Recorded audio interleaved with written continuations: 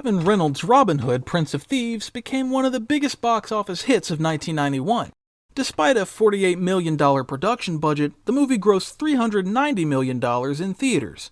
Kevin Costner became Hollywood's main star, with fees reaching $15 million per role.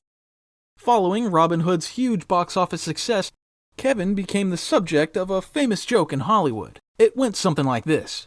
If you ever want to make a movie based on a phone book, simply cast Kevin Costner in the lead role, and it will be a huge box office hit. During their early stages of production, most Hollywood actors rejected the lead role in Robin Hood, Prince of Thieves. Nobody saw any box office potential for the project. Actors turned down not only the lead role, as Mel Gibson and Cary Elwes did, but also supporting roles. Among those who declined the offer was Johnny Depp, who was still relatively unknown at the time. The role that he declined was later given to Christian Slater. It was only when Kevin Costner showed interest that the project finally got off the ground. However, Costner was not the only reason for the movie's success. Today, let's talk about another man who made a great contribution to the success of Robin Hood. Another important contributor to the film was Alan Rickman. Later, he and Kevin Costner were both nominated for the MTV Movie Awards for their roles in Robin Hood. Just like Sean Connery, Alan Rickman had no desire to appear in the movie. He found the script and role to be too simple and boring. In the original script, the Sheriff of Nottingham was portrayed as a silent supervillain who would appear on screen only to glare at the camera or give deadly orders through gritted teeth. So, after reading the script, Rickman refused to play the sheriff. After that, the filmmakers approached actor Richard E. Grant, who was gaining popularity at the time. Grant accepted the offer. The filming was scheduled to take place in England in the fall of 1990. When it came time to start the production, it turned out that Grant wouldn't be able to participate in Robin Hood as he was still working on Hudson Hawk. Filming on Hudson Hawk began in June 1990, and Grant was supposed to be free by September. However, due to delays and reshoots, the work on Bruce Willis's film wasn't finished until December 1990. Richard Grant had no choice but to decline the role. In search of a new main villain, director Kevin Reynolds and producer Penn Densham approached Alan Rickman again, but he declined to play the sheriff for the second time. Around the same time, Sean Connery refused the role of Lord Loxley, the father of Kevin Costner's character in the film. Connery didn't mind being in the film, he just didn't want to play someone's father. He said he had played too many fathers in the last few years.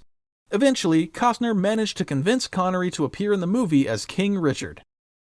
After Rickman's second refusal, the Robin Hood creators scoured almost all of Hollywood for an actor to play the villain. However, some couldn't appear in the film due to their busy schedules, and others declined the role because they found it too minor. The filmmakers were left with two options: cast a completely unknown actor as the main villain, or postpone filming. Since postponing filming would have meant losing the several $1 million already spent on pre-production, the studio immediately rejected the idea. The second option, however, didn't appeal to Costner, who didn't want to cast an unknown actor as the Sheriff of Nottingham. Rickman was approached for the third time, this time by the director and Costner himself. When Rickman refused again, Costner promised him complete creative control over the role and the freedom to change the Sheriff of Nottingham as he pleased.